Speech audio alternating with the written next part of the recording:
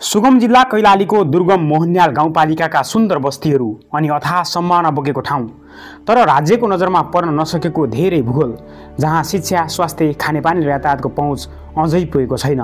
Telephone त निकै परको कुरा भइहाल्यो।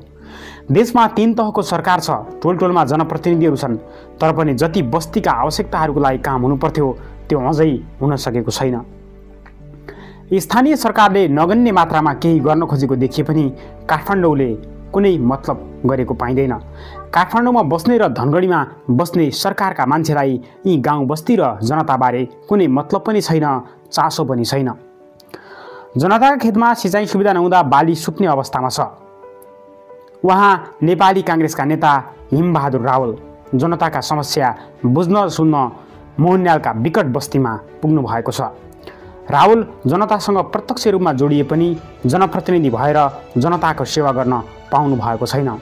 एक इमान्दार राजनीतिज्ञ रावल जनताका गुनासो सुन्न मोहन्यालका विभिन्न बस्तीमा पुग्नुभयो। आज हामी रावल कहाँ पुग्नुभयो, हामी कहाँ पुग्यौँ भनेर यो भिडियोमा जानकारी गराउँदैछौँ। त्यहाँका केही समस्याहरू पनि यो भिडियोमा राख्दैछौँ। अन्तिमसम्म भिडियो हेरेर साथ दिनुहोला। मोहन्याल जस्तो विकट ठाउँमा जनताका गुनासा सुन्न उहाँले 3 दिन पैदल यात्रा गर्नुभयो। मोहन्याल गाउँपालिका वडा नम्बर 7 राजकाँडा हुँदै वडा नम्बर 6 का बस्तीहरूबाट वडा नम्बर 3 सुँगुरखालसम्म उहाँ पुग्नुभयो। कैलाली क्षेत्र नम्बर 2 का सबै वडामा पुगेर जनताका गुनासा सुन्ने योजना उहाँको छ। पहिलो चरणमा मोहन्यालका यी ठाउँ सकेर अरू बेला ती ठाउँहरूमा जाने उहाँले बताउनु भएको छ। वडा नम्बर 7, 6 र 3 का केही बस्ती पुग्नुभएका उहाँ क्षेत्र नम्बर 2 का 26 वडामा पुगेर जनताका समस्या बुझ्ने योजनामा हुनुहुन्छ। राजकाँडाबाट सुरु भएको पैदल यात्रा जनताका गुनासा सुन्दै वडा नम्बर 7 कै मालचाना गाउँ पुगिन्छ। मालचाना गाउँ पुग्दा माथिबाट लम्की देखिँदो रहेछ, तर हामीले मौसम सफा नहुँदा लम्कीलाई आँखाले माथिबाट देख्न सकेनौँ। यो गाउँमा पनि बिजुली छैन, खानेपानीको सुविधा पनि छैन, अस्पताल पनि छैन। सिटामोल ल्याउन लम्की यहाँका नागरिकले पुग्नुपर्छ। मालचानाका जनताका गुनासो सुनेपछि अर्को गाउँ पुग्न यात्रा सुरु हुन्छ। यात्रामा मोहन्याल गाउँपालिकाका उपाध्यक्ष कमल साउद लगायत अरू युवाहरू हुनुहुन्छ। यात्रा बाँसगैरीतर्फ सोझियो। गाउँका सडकहरू केही खनिएका छन्। गाउँमा सडक पुर्याउने कोसिस स्थानीय सरकारले गरेको छ। यो बजेट प्रदेश सरकारको बजेटमा स्थानीय सरकारले सडक पुगाउने योजना यहाँ बनाइरहेको छ, जुन त्यहाँ निर्माण हुने चरणमा पनि छ। बाँसगैरी गाउँमा पनि केही घर रहेछन्। गहुँ लगाएको भिरालो जमिन जहाँ सिँचाइको सुविधा थिएन, अन्य कुनै सुविधा पनि थिएन। गहुँ सुक्ने अवस्थामा थिए। गाउँको पहाडीपट्टि थाक मार्न हामी बस्यौँ। त्यसपछि गाउँ जान आफ्नो यात्रामा ओह्राली झर्यौँ। गाउँमा पुगेर बिहानको खाना खाएर यात्रा नौलाकोटको लागि तय भयो। हाम्रो यात्रा उकाली लाग्यो। सडक माथिबाट गएको छ, तर हामी अलि छोटो बाटो, भिरालो बाटो हुँदै, गोरेटो बाटो हुँदै अगाडि बढ्यौँ। यात्रा लामो भयो, कतै उकालो कतै ओह्रालो। यात्रामा ज्यान थाकेको थियो। लौरी टेक्दै भए पनि हामी गन्तव्यमा पुग्नै पर्ने थियो, किनभने हामीलाई फर्किन पनि सम्भव थिएन, नपुगी नहुने थियो। साँझ करिब 5 बजे नौलाकोट गाउँ देखियो। रातिको बास नौलाकोटमै हुने भयो। नौलाकोट गाउँ जान तल झर्नुपर्ने, निकै ओह्रालो बाटो, भिरालो बाटो, ढुङ्गा बाटो। त्यो बाटोमा लौरो टेक्दै तल झर्यौँ। त्यो भिर अहिले पनि सम्झिँदा आङसिरिङ हुन्छ। त्यहाँबाट यदि कोही खसिहाले पनि उपचार पाउने सम्भव नै छैन, बाँच्ने त झन् कुरै नगरौँ। निकै अप्ठ्यारो बाटो छिचोल्दै हामी तल नौलाकोट गाउँमा आयौँ। रातिको बास नौलाकोटमै भयो। यहाँ सडक र बिजुली नपुगे पनि पानी भने पर्याप्त मात्रामा रहेछ। सिँचाइ गर्न नभए पनि पिउन र करेसाबारी चार्न प्रशस्त पानी थियो। गाउँभन्दा तल खोलामा कर्णाली जल परियोजना अन्तर्गत गैर सरकारी संस्थासँग समन्वय गरी पालिकाकै पहलमा पानी लिफ्टिङ गरेर गाउँमा पुर्याइएको थियो, जुन धारा मजाले बगिरहेका थिए। बिहान भयो, हामी साँझ त्यहाँ बस्यौँ। साँझको बास भइसकेपछि बिहान उज्यालो भयो। उज्यालोमा हामी उठ्यौँ। बिहान चिया र रोटी स्थानीयले दिनुभयो। हामीले उहाँहरूको घरमै खायौँ र यात्रा सुँगुरखालको लागि सुरु भयो। बीचमा पर्ने सबै गाउँका नागरिकका समस्या सुन्दै अगाडि बढ्ने हाम्रो योजना रहेको थियो। नौलाकोटमा सिँचाइ सुविधा छैन, प्रकृतिले पनि यसपालि गाउँ बस्तीलाई ठग्यो, पानी पारेन, यात्रा अगाडि बढ्यो, गाउँ सुके, निकै मन भक्कानी हो। नौलाकोटबाट 1 घण्टाको यात्रापछि हामी ओडेकोट गाउँमा पुग्यौँ। ओडेकोटमा केही सेवा सुविधा नहुँदा त्यहाँका नागरिक बसाइ सरिसकेका थिए। त्यहाँ 3-4 घर मात्रै थिए। त्यहाँका मानिसले हामीलाई पानी खुवाउनु भयो। हामी त्यहाँबाट पनि यात्रा अगाडि बढ्यौँ। त्यहाँ बस्ती थियो रे वरिपरि, अहिले जङ्गल भएको छ। पुरै वरिपरि हेर्दा जङ्गल नै जङ्गल थियो। त्यहाँका नागरिकका गुनासा सुनेर हामी बादेगौजा पुग्यौँ, जुन गाउँ वडा नम्बर 6 मा पर्छ। यहाँ पनि समस्या उही हो। गाउँ पुग्नु अगाडि यता डाँडामा हामीले विश्राम गऱ्यौँ। मानिसहरू वस्तुभाउ चराउन जङ्गलतिर जाँदै हुनुहुन्थ्यो। यी बस्ती भाउहरूलाई चढ्न पनि यहाँ केही थिएन। कहाँ घाँस थियो थाहा भएन हामीलाई। यहाँ ढुङ्गा मात्रै थियो, बिरालो जमिन, अरू केही पनि थिएन। नागरिकका गुनासा फेरि त्यहाँ पनि उस्तै, दुःख त्यहाँ पनि उस्तै। यहाँ पनि नागरिक बस्छन् र भन्ने खालको। एकजना स्थानीय आउनुभयो। उहाँले भन्नुभयो, बाख्रालाई बाघले खुबै सताउँछ हजुर, म त अगाडि लागेँ। बाघ पनि त्यहाँ सताउँदो रहेछ। यहाँ पनि बालबालिका पढाउन सानो स्कुल छ, तर शिक्षक छैनन्। पानीको बहुत समस्या छ, बिजुली छैन, स्वास्थ्य चौकी छैन। अलि ठुला बालबालिका पढ्न तराईमा छन्। नागरिकहरू बाध्य छन् आफ्ना नागरिक, आफ्ना बालबालिका तराईमा बसाउनु पर्ने बाध्यतामा छन्। साना 5 वर्ष मुनिका मात्रै त्यहाँ छन्। यो गाउँको छुट्टै रिपोर्ट हेर्नु होला। यो गाउँका समस्या हामीले प्रसारण गर्ने रिपोर्ट यही सामाजिक सञ्जालको यही पेजमा प्रसारण गर्नेछौँ। त्यहाँ विस्तृतमा हामीले खुलाएर भनेका छौँ। यहाँ केही कुरा पनि छैन यो गाउँमा, नभएको कुरा यो रिपोर्ट छुट्टै हेर्नु होला। यात्रा उकालो लाग्यो। हामी देउखुरी गाउँमा पुग्यौँ। यहाँ पनि समस्या उही यात्रा सुँगुरखाउको लागि अगाडि बढ्यो। अमला चौर चैते पानी हुँदै सुन्दर सुँगुरखाउल गाउँ पर देखियो। सुँगुरखाल तत्कालीन मोहन्यालको, अहिले मोहन्याल तत्कालीन गाविस। जनताको समस्या सुन्न जानुभएका नेता राहुल यात्रा छुट्याउनु भयो। उहाँले तराई झर्ने योजना बनाउनु भयो। बाँकी अरू वडामा कर्मश पुग्ने योजनासहित हामी पनि उहाँसँगै तराई झर्यौँ। फलेबिसाउन हुँदै बौनियाबाट लम्की आयौँ। यात्रा किन थियो? तराई झरेपछि हामीले राहुलसँग कुराकानी गरेका छौँ। अन्तिममा उहाँलाई केही प्रश्न पनि गऱ्यौँ। उहाँले हामीलाई त्यसको जवाब दिनुभयो। भिडियो अन्तिमसम्म हेरेर साथ दिनुहोला। मोहन्यालका अरू विकट गाउँमा पनि हामी यसै गरी पुग्नेछौँ। भिडियो प्रतीक्षा गर्नुहोला। समय मिलाएर हामी तपाईँमाझ यस्ता भिडियोहरू पस्किराख्नेछौँ। भिडियो मन परे सेयर गर्नुहोला। दबावको लागि पनि यो भिडियो सेयर गर्नु आजको जरुरी छ र आजको आवश्यकता पनि हो। सबैलाई भिडियो हेर्ने धन्यवाद। खबर रफ्तार एचडीलाई फलो गरिदिन अनुरोध गर्दछौँ। बाँकी कुराकानी हेर्दै गर्नुहोस्। खास विशेष के गर्न जानुभएको? वास्तवमा गत स्थानीय इलेक्सनमा मोहन्यालबाट हामीले राम्रो मात्रामा भोट पाएर हामीले जितेका छौँ। त्यसपछि यो मोहन्याल मात्र होइन, मोहन्याल त सुरुवात हो। मैले यो 26 वडामा के चाहेको छु भने हामी कतिपय जस्तै जानकीमा के अरे बर्दगुरियामा हामी हारेका छौँ होइन। मोहन्यालमा यो सबै ठाउँमा जनतासित प्रत्यक्ष जनप्रतिनिधिको पहुँच कस्तो छ, उनले के सर्भिस दिइरहेछन्, नेपाली काङ्ग्रेसप्रतिको भावना कस्तो छ र ती दुर्गम र विकट एरियामा गएका छन्। त्यहाँका मानिसको मिनिमम आवश्यकता के छ त्यो हेर्न म चाहिँ त्यो दुर्गम बाटोमा त्यस्तो चाहिँ उकाला ओह्राला हिँड्दै गएको हुँ र मैले गाउँ कार्य समितिको सभापतिलाई अब यो कार्यक्रम गर्नु पर्यो र यहाँ जानु पर्यो भनेर गएँ र मैले प्रत्यक्षमा जे कुरा मैले पाएँ त्यो कुरा चाहिँ मैले सोचेको भन्दा धेरै फरक पाएँ र त्यहाँ जनप्रतिनिधिको उपस्थिति न्यून देखियो होइन। त्यहाँका मानिसहरूको धेरै ठुलो आशा छैन, साधारण आफूलाई बाँच्न पाउने व्यवस्थाको आशा छ र त्यही बिचमा चाहिँ मैले देखेँ कमसेकम प्रदेश सरकारले र पालिकाले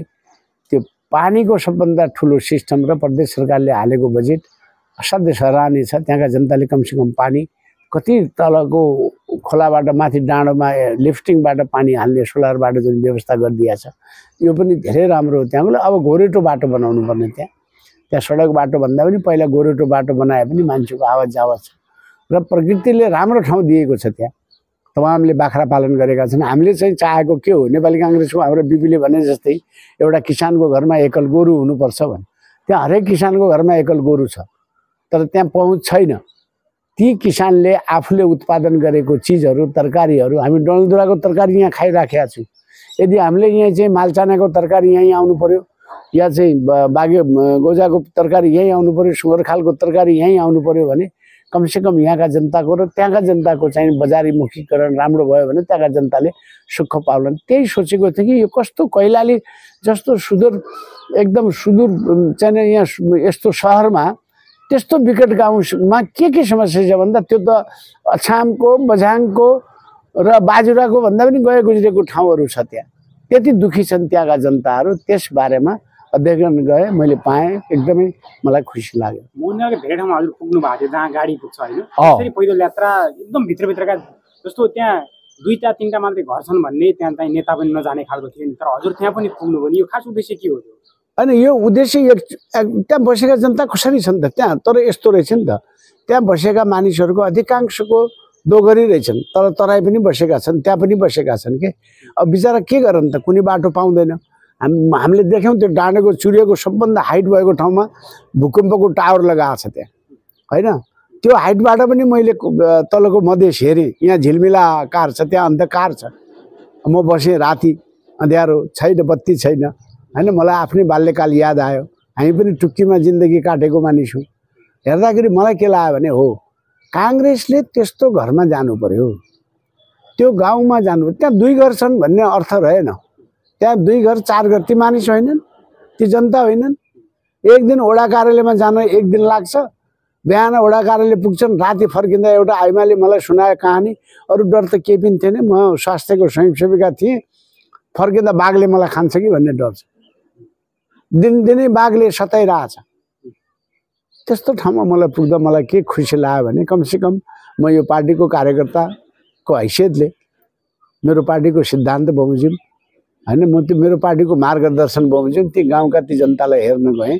र अब म त्यहाँका चाहिँ जनप्रतिनिधिहरूसित बसेर त्यहाँको बारेमा म ब्रिफिङ गर्छु। हजुर कहाँ कहाँ पुग्नुभयो? म राजकाँडा राति बसेँ, त्यसपछि आएँ मालचनामा बसेँ। मालचनाबाट उल्लु गैरोमा के ठाउँ हो यादको नाम भएन, त्यहाँ खाना खाएँ। त्यसपछि बाँसगढीमा खाना खाएँ। बाँसगढीबाट खाना खाएर नौलाकोटा आएर राति बसेँ। पछिल्लो दिन हामी बागेगौजा गयौँ होइन। बागेगौजा त्यो चैतेपानी, बागेगौजाबाट सुँगरखाल भएर आयौँ। कस्तो पाउनुभयो? स्थानीय सरकारले कस्तो भूमिका खेला पाउनु? जनताको अभाव पुरा धेरै नगरेर स्थानीय सरकारको के भूमिका रह्यो भने स्थानीय सरकारले त्यस्तो ठाउँमा चाहिँ जनप्रतिनिधिहरू पनि तिनको चाहिँ रहेनछन्। एउटा कुरा त एउटा सुँगरखालमा चाहिँ जनप्रतिनिधि सदस्य देखेँ मैले, अरू ठाउँमा त जनप्रतिनिधि सदस्य देखेन। त भने यो 5वटा वडाको 5 जना प्रतिनिधिमा विकटमा एक वडामा राख्नुपर्ने अवस्था जरुरी छ। हामी तल कुइनेमा मात्रै 3टा दिने या चाहिँ सोल्टामा मात्रै दिने या बढीगाउँ मात्रै दिने त्यो भएन। हामीले माथिका गाउँलाई पनि मध्यनजर गर्नु पर्यो भने त्यस कारणले जनप्रतिनिधिहरूको पहुँच अब त्यो जाने ठाउँ त्यस्तो विकट छ। वडाको अध्यक्षले 2 दिन आउनु 2 दिन जानु, को आउँछ, किन आउँछन्? अब जितिसकेका छन्, त्यही हेर्नुपर्ने हो। यो राज्यले काठमाडौँमा बसेर कैलाली जिल्ला सुगम भन्यो, तर सुगम त छैन। कैलाली जिल्ला मैले देखेँ, म त वास्तवमा म उनीहरूलाई हेर्ने हो भने यो बाजुरा र अछामभन्दा बत्तर छ। हजुरले अनुभव गर्नु? मैले अनुभव गरेँ। अब जस्तो त्यहाँका सानसाना बस्तीहरूलाई स्थानान्तरण गर्ने कुरा अन्य कुरामा सरकारले पहल गरेको के हुन सक्छ? बस्ती स्थानान्तरण सरकारले गर्न सक्दैन, त्यो चाहिँ बेकारको। तिनीहरू आफै स्थानान्तरण हुन्छ, बस्ती स्थानान्तरण गर्दैनन्। अब त्यो बाघले त्यस्तो सताइरहेछ, बाख्रा पालिरहेछन् होइन। अब बल्ल पानी पुगिरहेछ, पानी खान पाएछन्, कति खुसी छन्। अब म त्यहाँबाट राजकाँडाबाट हिँडेर त्यहाँ पुग्दासम्म बाजमा पानी नपाएर हर्रो मुखमा हालेर हिँडेर आएँ। पानी छैन कहीँ, त्यो लेकमा कहीँ पानी छैन। त्यो जम्मै सल्ला घारीहरू छ, सल्ला भएको ठाउँमा पानी हुँदैन। त्यो लेकमा गुराउँस फुलिराखेको छ, त्यस्तो ठाउँमा पनि पानी कहीँ बजेको देखेन मैले। अचम्म लाग्यो मलाई। त्यहाँ पनि बस्ती बसेको छ। सुझाव के हो जनप्रतिनिधिलाई घुमेर आइसकेपछि? अब जनप्रतिनिधिहरूलाई बोलाउँछु म, क्षेत्रीय सभापतिज्यूलाई भनेको छु मैले, सबैलाई बोलाएर उनीहरूलाई त्यहाँको बारेमा म राम्रोसित ब्रिफिङ गर्छु। उहाँको भनाइ के छ सोध्छु। मैले त सुझाव दिने हो, उहाँहरूलाई गर्ने नगर्ने उहाँले गर्ने हो। कहीँ केहीले भन्लान् हेम राहुलको यो चुनावी तयारी हो भनेर पनि भन्लान्। के छैन, त्यो मलाई कसैले के भन्दा के फरक पर्दैन। चुनावी तयारी पनि चुनावका लागि टिकटको दावादार जो पनि हुन्छन्, जसले टिकट ल्याउँछ त्यसको पछि लाग्नै पर्छ। हिजो पनि ल्याएको पछि म लागेकै हुँ, अझ पनि लाग्छु। मेरो चुनावी दावेदार भन्दा पनि म त्यहाँका हाम्रो जनताको अवस्था के छ त्यो बुझ्न गएको हुँ र त्यहाँका मानिसहरूसित मेरो सम्पर्क भयो। मैले सबैलाई तिमीहरू आफूलाई समस्या परेको बेला म कहाँ आउनु होला भनेको छु हैन। कमसेकम मैले आफ्नो एउटा चुनाव क्षेत्रमा ती विकट गाउँमा गएर तिनका घरमा खाना खाएर तिनको जस्तो रुखोसुखो खाएर तिनकै सित बास बसेर तिनका कुरा सुन्न पाएँ। मलाई त्योभन्दा ठुलो आनन्द केही पनि छैन। सन्देश के भन्न चाहनुहुन्छ भिडियो अन्त्यमा हामीले जो हेर्दै हुन्छ भिडियो उहाँहरूलाई? मेरो जनताहरूलाई सन्देश के छ भने अब यस्तो ठाउँमा हामी सबै पुग्न सक्दैनौँ। त्यहाँका जनताहरूप्रति हामीले भोलि कुनै सबै विकास गर्ने राजनीतिज्ञहरूले त्यस्तो ठाउँलाई हेरिदिनु पर्यो र त्यहाँका बालबालिकाहरू मैले त एउटा अर्को बडा दुःखद त्यो एउटा केटी भेटाएँ मैले, विद्यार्थी 5 क्लासमा पढ्ने। मलाई आउनु 1 घन्टा हिँडिसकेपछि त्यो केटी त्यो 1 घन्टा हिँड्ने बाटोमा जाने कहाँ जाने स्कुलमा भन्दा त्यहाँ दिनभरि मानिसले पशु छोड्न सकेका छैन। किन छोड्नुहुन्न पशु भने हजुर बाघले बाख्री चबाइदिन्छ भने त्यस्तो बाघ लाग्ने अन्टरकन्ट्रा जङ्गलमा त्यो एउटै विद्यार्थी त्यहाँ आएकी छ। विद्यालयको अवस्था नाजुक छ। विद्यार्थी 4 छन्, विद्यार्थी 7-8वटा छन्, टिचर छन् त्यहाँ। त्यो बडा नाजुक छ। त्यहाँ विद्यार्थी र पशुको अनि स्वास्थ्य सेवाको मात्रै ठुलो चाहिँ समस्या छ। त्यो चाहिँ गाउँपालिकाको अध्यक्षले गाउँपालिकाको कार्य समितिले त्यो स्कुलका बारेमा ती विद्यार्थीको भविष्यको बारेमा सोच्नु जरुरी छ।